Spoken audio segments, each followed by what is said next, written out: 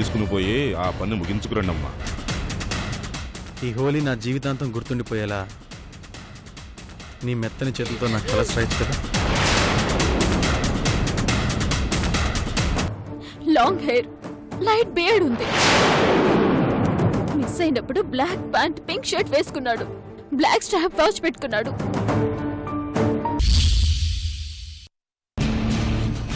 నేను చెప్పింది జరుగుతుందో లేదో నన్ను అనుమానం ఉంటే ఒక్కసారి బయటికి వెళ్ళి ధనకోట వంశం గురించి కనుక్కో. ఒక్కడైనా మా గురించి మంచిగా చెప్తే రా మాట్లాడుకో.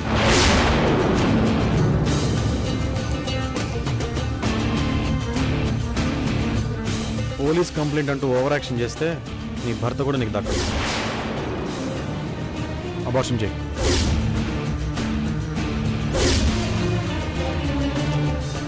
అబార్షన్ చేయాలంటే లోపలున్న బేబీ ఏ కండిషన్లో ఉందో, ఏ స్టేజ్లో ఉందో చూడాలి. స్కానింగ్లు ఏం అవసరం లేదు, ఇలాగే తీసే. మీరు బెదిరించినంత మాత్రాన మెడికల్ ఇష్యూస్ మీ ఇష్టం వచ్చినట్టు చేయమంటే చేయలేమండి. సరే, ఆ స్కానింగ్ ఏదో తొందరగా చేసి అబార్షన్ చేసే. మీరు బయట వెయిట్ చేయండి. ఇక్కడే ఉంటాను. దయచేసి అర్థం చేసుకోండి. సరే, తొందరగా చెయ్యి.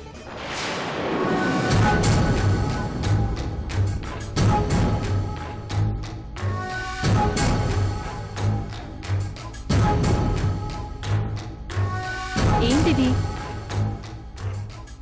అతనేమో పెళ్ళి అంటున్నాడు, కాబోయే భార్య అంటున్నాడు, అబార్షన్ అంటున్నాడు. నాకేం అర్థం కావడం లేదు. దయచేసి నన్నేం అడగండి. అతను చెప్పినట్టే చేసేయండి. స్కానింగ్ కూడా ఏమీ వద్దు. దయచేసి అబార్షన్ చేసేయండి. అలా కుదరదమ్మా. ముందు స్కానింగ్ చేస్తాను.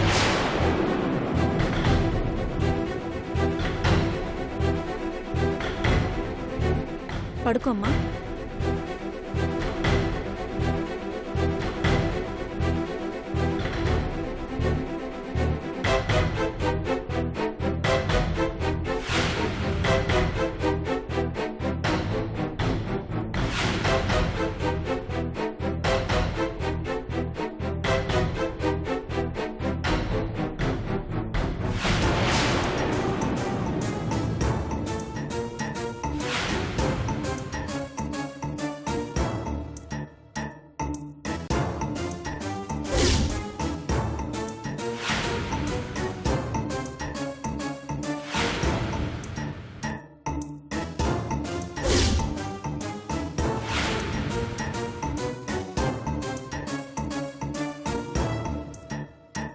కూర్చో.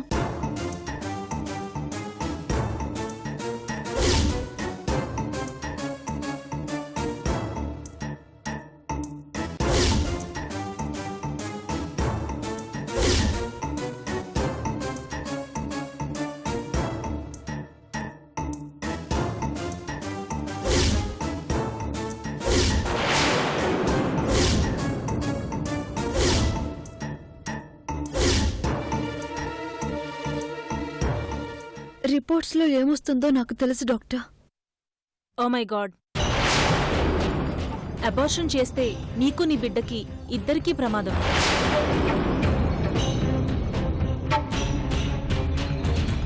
అబార్షన్ చేస్తే నీ కండిషన్ చాలా క్రిటికల్ అవుతుంది. నీ ప్రాణాలే పోతాయి. ఒకసారి అతన్ని పిలవండి. తనతో ఈ ప్రాబ్లం గురించి నేను మాట్లాడతాను. మీరెంత చెప్పినా అతను వినడు. నాకేమైనా పర్వాలేదు, అబార్షన్ చేసేయండి. అయ్యో మ్యాడ్, ఏం మాట్లాడుతున్నావు? నువ్వు చచ్చిపోయాక ఆయన ఏం చేసుకుంటాడు? మరీ మూర్ఖుడ్లా ఉన్నాడే.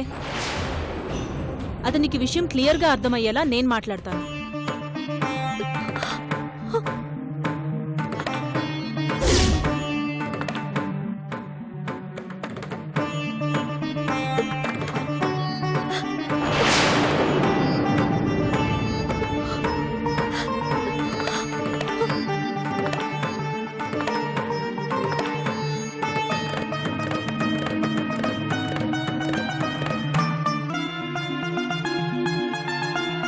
ఏంటమ్మా ఇది?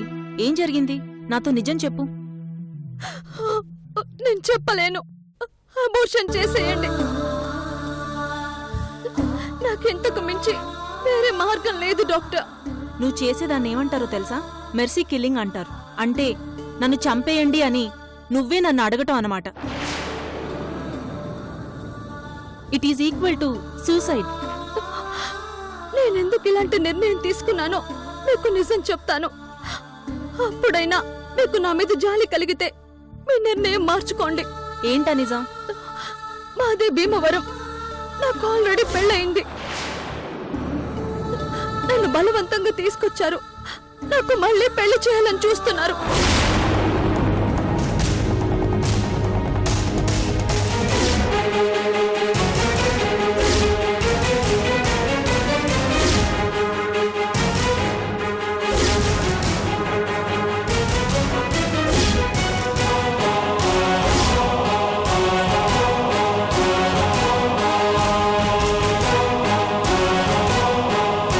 వీళ్ళలాగే అందరినీ చంపుతాను.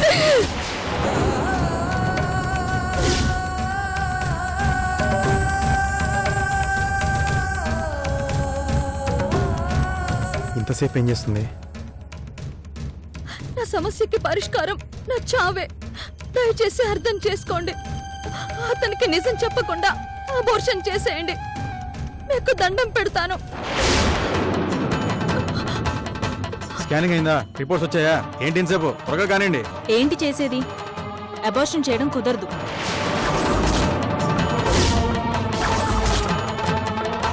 కుదరదా? ఎందుకు కుదరదు? అబార్షన్ చేస్తే తను బతకదు.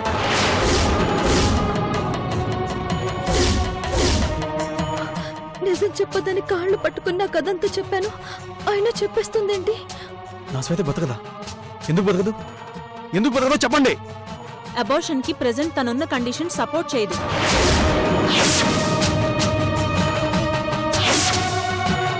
తన బీపీ లెవెల్స్ పర్ఫెక్ట్ గా లేవు. అంతేకాదు బాగా స్ట్రెస్ ఫీల్ అవుతుంది. బయటికి బాగున్నట్టు కనిపించినా హెల్త్ పరంగా చాలా వీక్ గా ఉంది.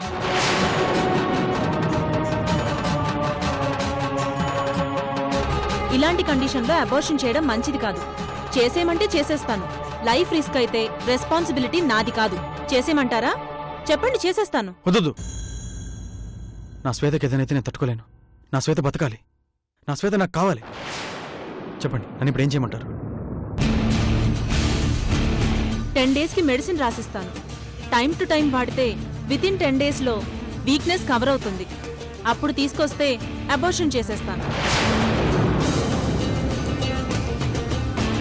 అప్పుడు నా శ్వేతకి ఏం కాదు కదా? ఏం కాదు.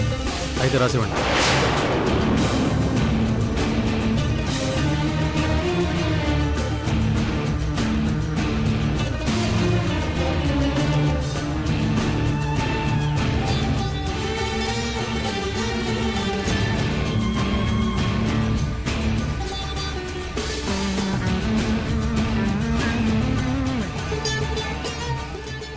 ఈ మెడిసిన్స్ తీసుకురండి. ఓకే.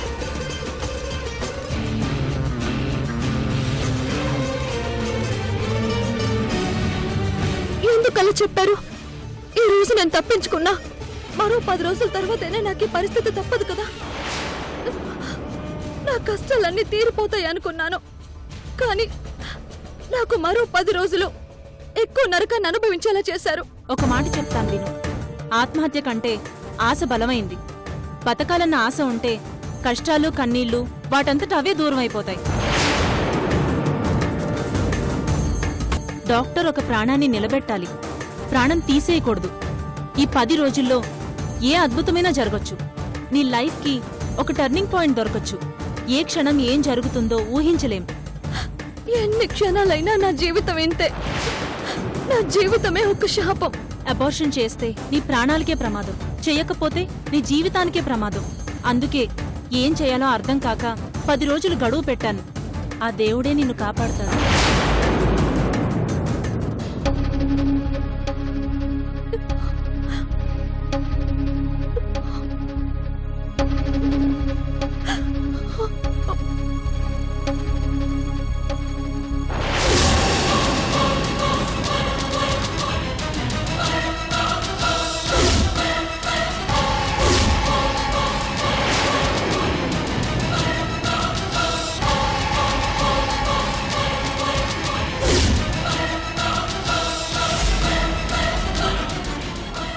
చూడ్డానికి నువ్వు చాలా సాఫ్ట్గా కనిపిస్తున్నావు.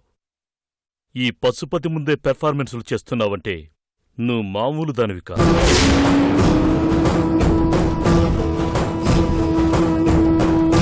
ఎంతసేపు అలా పట్టుకుంటావు? చేయి నొప్పెడుతుంది, దించు. నా భర్త వచ్చేంత వరకు నేను ఇలాగే ఉంటాను. తులసి, సార్ ఈవిడేమో సతీ సావిత్రిలా పతి ప్రాణాల కోసం పోరాడుతుంటే నేనేమో యమధర్మరాజులో అడ్డుపడుతున్నట్లేదు ఈ సీను. అందుకే వేటగాడికి పోలీసుడికి జాలి ఉండకూడదు తులసి.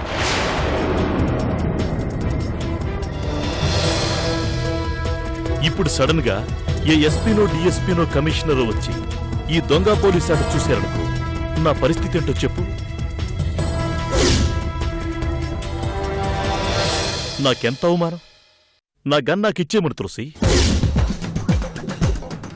గాయత్రి, చెప్పిన మాట వినమ్మా. వద్దు, దగ్గరికి రావద్దు. వచ్చారంటే కాల్చుకొని చచ్చిపోతాను.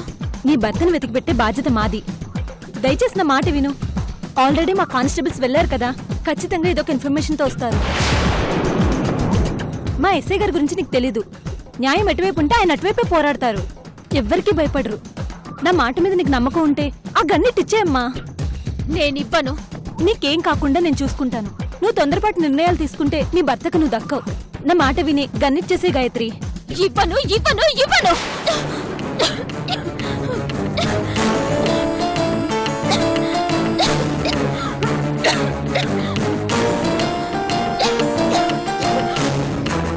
తులసి, మంచినీళ్ళు తాగించు.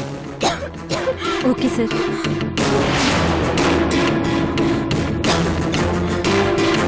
వద్దు, నా దగ్గర బుద్ధుందా నీకు? అంతలో దెబ్బొస్తుంటే మొండిగా ప్రవర్తిస్తావేంటి? ముందు మంచిని తాగు. తాగమంటుంటే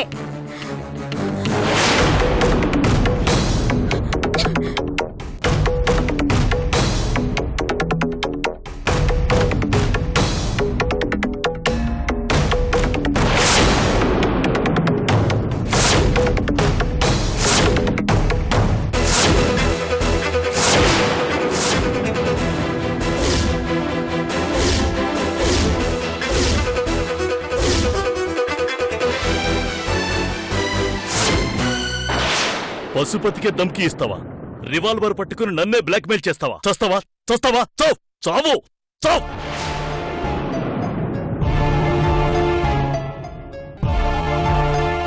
సార్, ఏంటి? ఒక్క నిమిషం ఇలా రండి సార్. వస్తున్నా, ఆగు. నా భర్త గురించి ఏమైనా తెలిసిందా? నా భర్త దొరకడా? సార్, అర్జెంట్ విషయం సార్.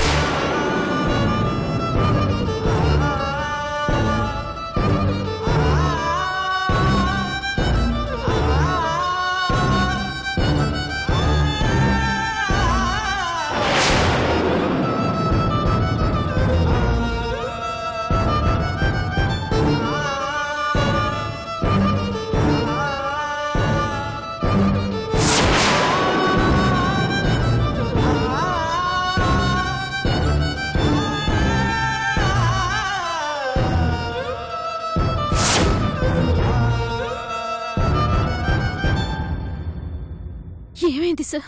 నా భర్త దొరకడా? నీ భర్త మిస్ అయినప్పుడు ఏ కలర్ డ్రెస్ లో ఉన్నాడన్నా? Black pant, pink T shirt.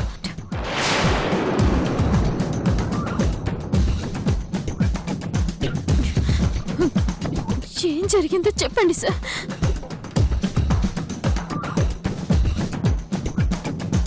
నాతో పాటు. నాకు భయంగా ఉంది సార్. ఏమైందో చెప్పండి సార్. బ్లాక్ స్ట్రాప్ వాచ్ కూడా పెట్టుకున్నాడని చెప్పావు కదా? అవును సార్. నాతో రా. సార్, ఏమైంది సార్? సార్, సార్, ముందు రామ్మా.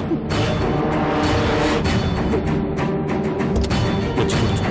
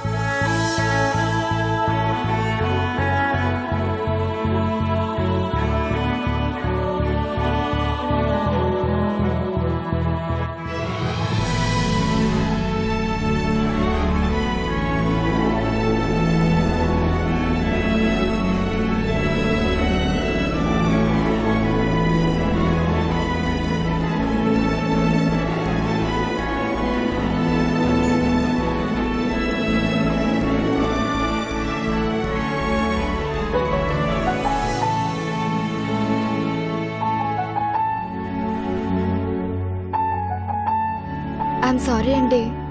It's all right. Bye. Bye.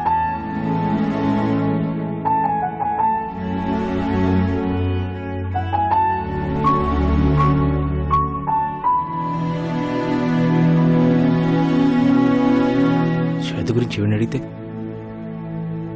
Hello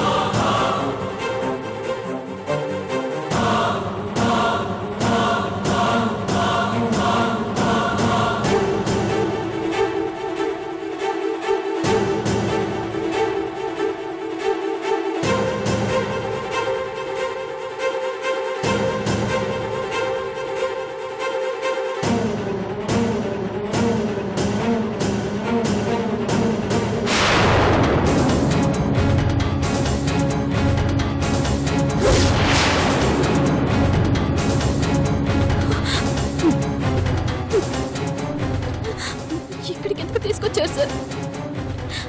అక్కడ జనం ఏంటి? అక్కడ ఒక అబ్బాయిని ఎవరో చంపి పడేశారమ్మా.